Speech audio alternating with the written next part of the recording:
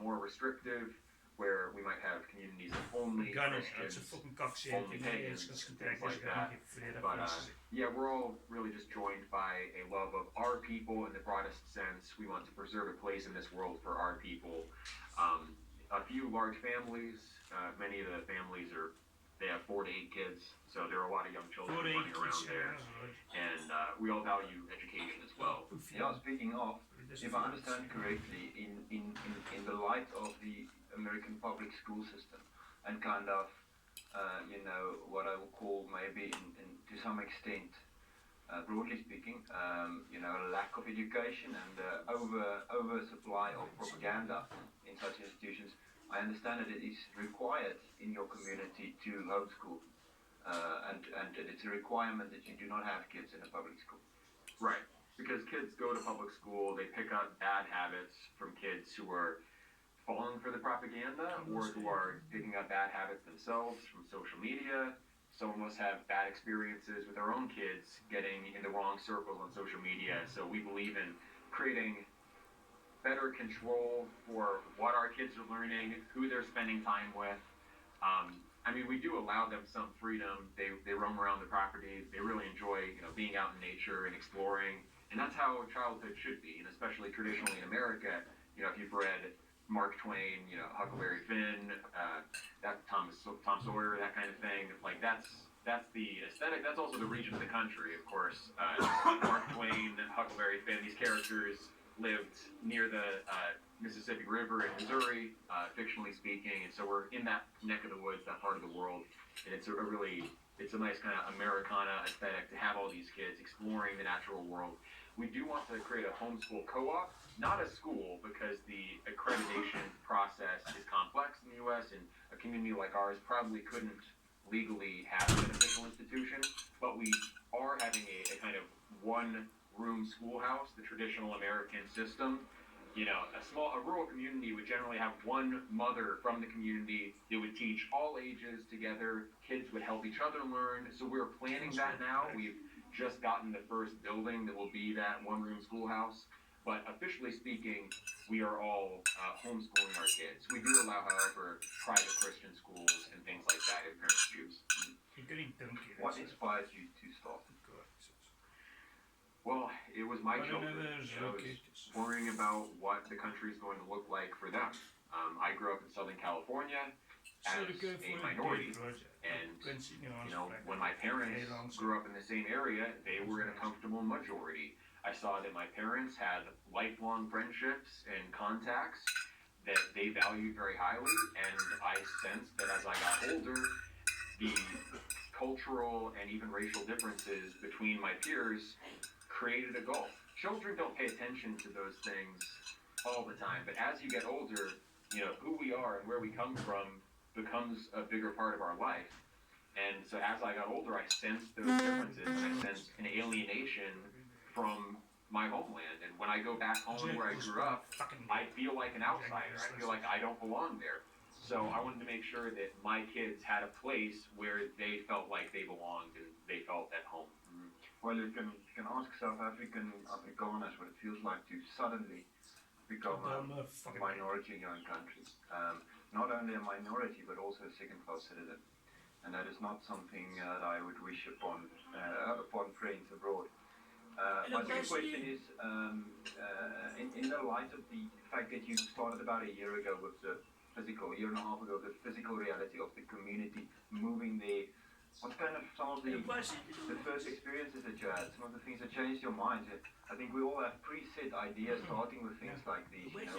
We have kind of idealistic ideals, and we try to move in a certain direction. And when you start, you're confronted with reality. It's also, I think, a Orania thing. It's nice to be idealistic, but suddenly when you start, there's a reality. What are some of the lessons that you learned since starting a year and a half ago? Well, we're starting on... When you retire, will you have enough money, or will I have to live off? Wow. Raw, undeveloped land.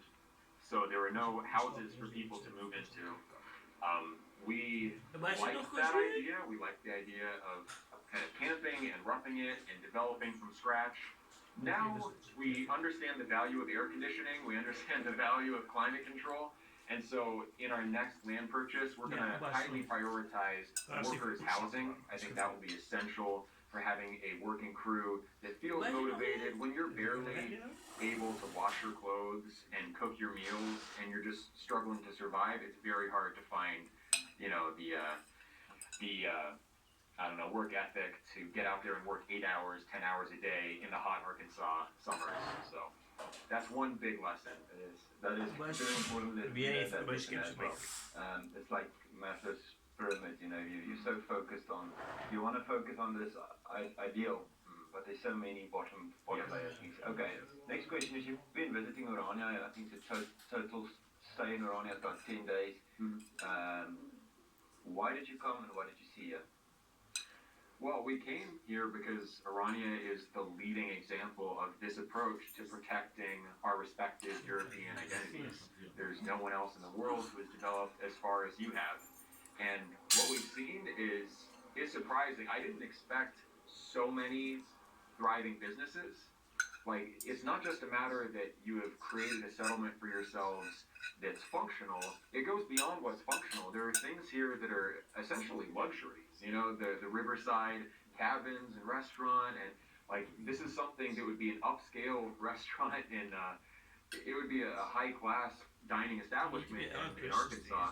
So it's really amazing how far above just the mere necessities you've gotten here, and that attention to detail in civic design. You have, you know, walkable, kind of human-friendly public spaces.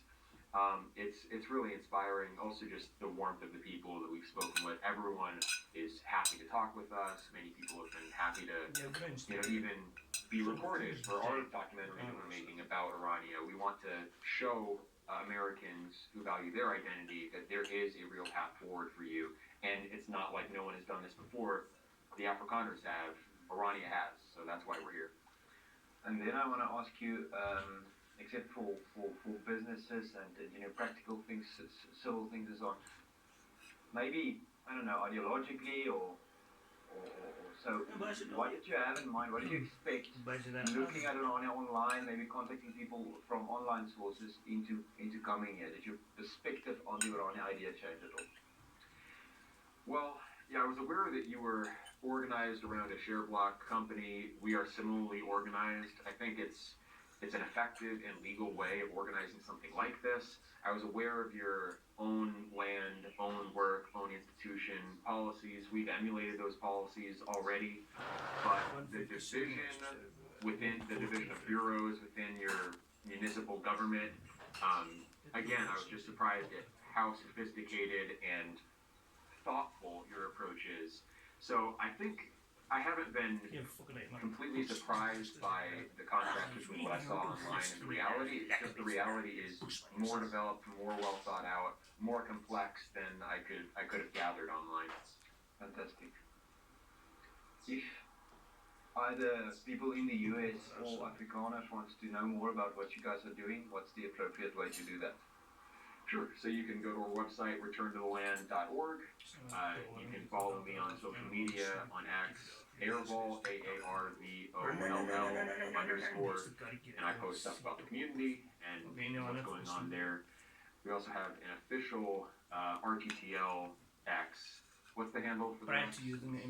At RTTL official. But if you just search Return to the Land, you'll find our social media.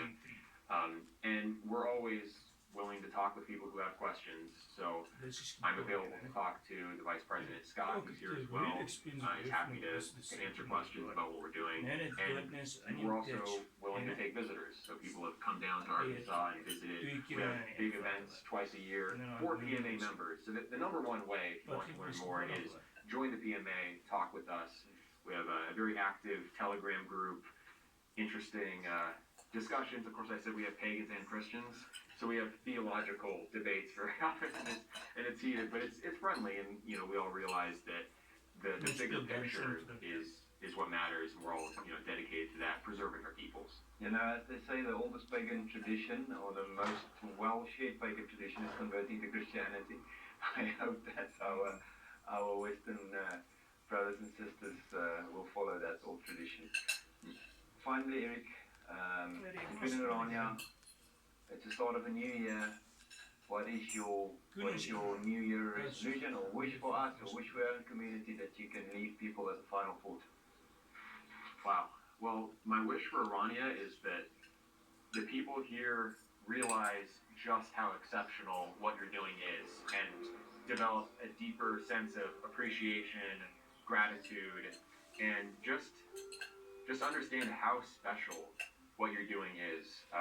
Many of the people we've spoken to have an intense sense of pride in Orania, and rightfully so. And I would like to see more people in Orania just realize, even though you have your own struggles, realize how good you have it here and how important what you're doing really is. With our project, my resolution now is to dream bigger and aspire to do something more on your scale. You know, we've been focused on kind of agrarian, small-scale settlements, and now seeing all your public spaces, I want, mixed use, commercial, residential spaces, office buildings, and I think, with the documentary we're making and showing people what's possible, more Americans, identitarian Americans, will want to follow suit. So that's my big dream. Still bigger. Eric, to Scott, the Vice President, also here, and Pat, who've also come along. Thank you guys for visiting. Thank you for being good guests and having a positive attitude and also, re-inspiring us by seeing some of the pioneering things that we experienced many years ago and that's easily forgotten when things go better. It's remarkable to have that drive, to be willing to camp and to rough it out in order to start your community. So we are very thankful to meet with you. To our friends in the US, keep good hope and find like-minded people. And finally, vir ons Orania beweeglede, ons ondersteuners, dankie dat julle ook met julle bydra. Dit ons moontlik maak om met groepe soos hierdie, waarmee ons 'n gedeelde belang het, te ontmoet. Dankie vir al wat ons help fonds. Dis werklik deur julle wat dit vir ons moontlik is om uit te reik na hierdie mense en 'n internasionale gemeenskap van gemeenskappe te vorm wat krities is ook vir die oorlewing van Afrikaners, maar ook vir die westerse beskaling. Baie dankie. Ek probeer my geld uit te win. Baie bak. En krimineel dood.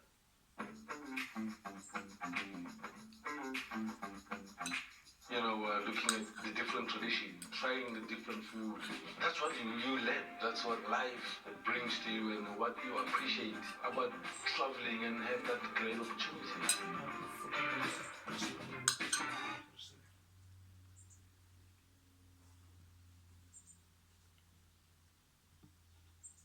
Misschien even met zijn poes wat.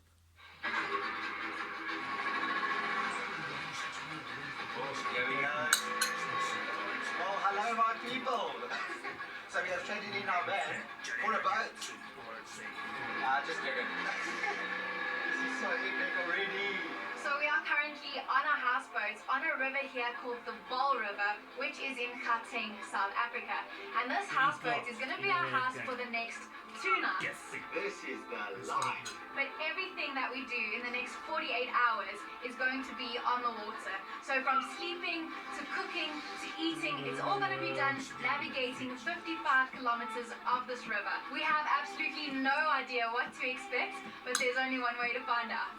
Okay. Let the adventure begin, baby. Woo!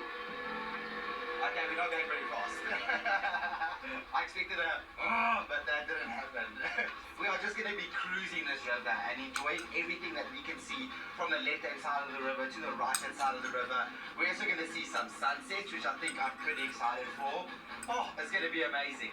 So this is a little sneak peek of our cabin, but we will give you a full tour of this boat later on in the video. So you can kind of think of this boat as like an Airbnb except on water. We rented it from a company called Old Willow No. 7 Houseboat Charters, and the best thing about it is you do not need a license to drive the boat. The company can give you a temporary one. So even though I have my own one, if you guys decide to come on a boat like this with the company, they'll give you a temporary one, which is awesome. They taught us how to drive of the boat, and they also taught us the rules of the river, so we know which side to keep of the river and where we can sleep and stuff like that. The best thing about it as well is it's only an hour away from Johannesburg, so it makes it the perfect weekend getaway. So what's great is that the company's also given us a map of the river. So you can see this is the entire river. It's 55 kilometers long.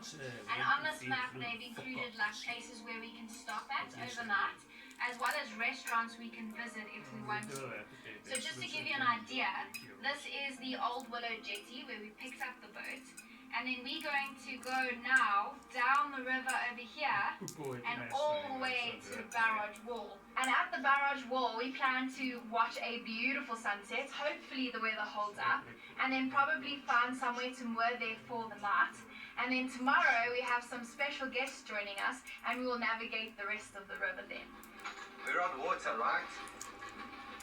That means sun's out. Sun's out. So this I actually need to keep around my wrist, so that in case I do fall off the boat, whatever, this is actually going to pull it out, and I'll give you a demonstration now. Like the minute, if I fall, you can hear the engine cut out, so it means that the boat's not going to carry on driving or boating. What do you call it?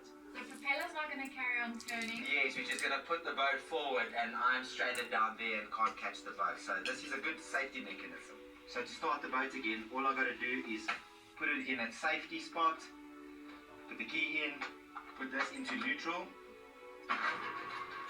and there, started it. And we can go again, as easy as that. Hey bud, you're on another. I think we've mentioned this a few times on the videos, but Leanne and I love water. Whenever we buy a body of water, it's when we are our most happiest. So this is just a good way to start the year. Just to show you, this is where we are keeping some of our food. And we are in South Africa, so we have the best food. Captain, my captain! Oh, yes! A Castle Light, South Africa's favorite beer. And here's what I have to pair with it. You're not going to believe what's in here. For those people that don't know, you won't know. But for South Africans, you know what's in the brown paper bag. This is biltong. I miss this stuff so much when we're traveling, and when we in South Africa, we eat so much of it. Oh my word.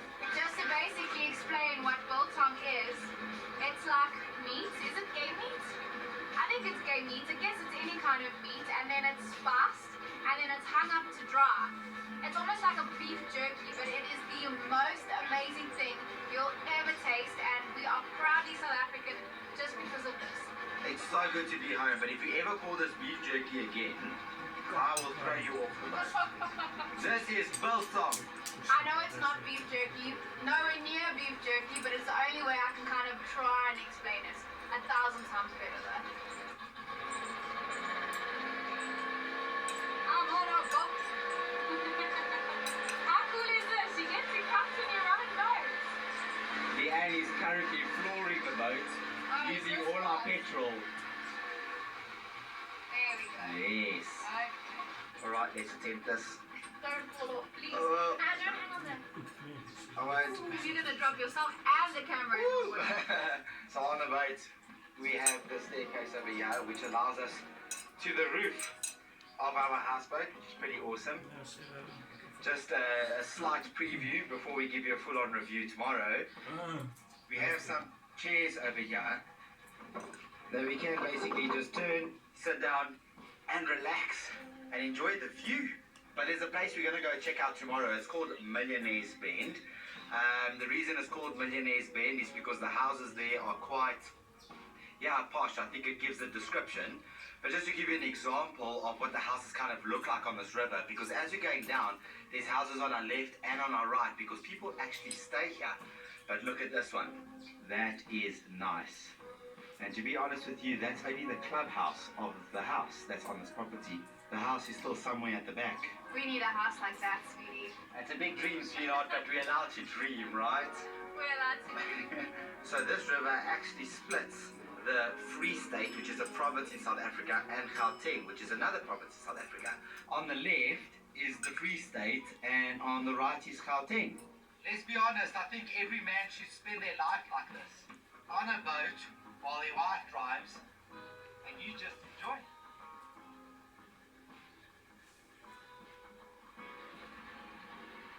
There we can see one of the boats parked into the reeds. It's probably where they slept for the night. Right now we have just turned into one of the inlets of the river, and it's called Cloudy Creek. So we're just going to navigate it and just check it out to see where it takes us. So Cloudy Creek is like a bird sanctuary, which means it's a no-wake zone. So you have to chug through here very slowly, and I decided, why not suntan and try and see what birds we can spot.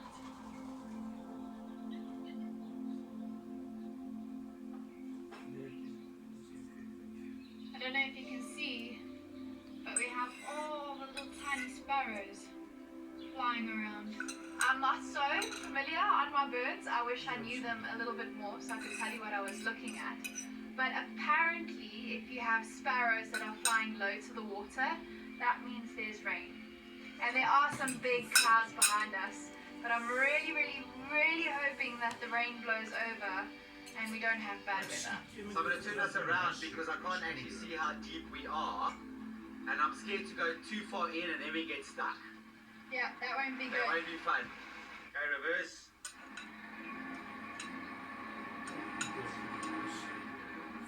Okay, we are turning. Okay.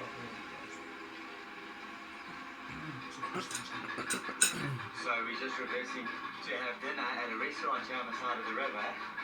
We're busy parking now because there's still about an hour and a half till sunset, and we want to be able to see sunset and still eat before we sleep somewhere tonight. You're doing well. Come. There we go. You can stop. Maar ze zullen zeggen, ze willen gaan. Ja, kijk, ze zeggen, Hey, should I go anywhere?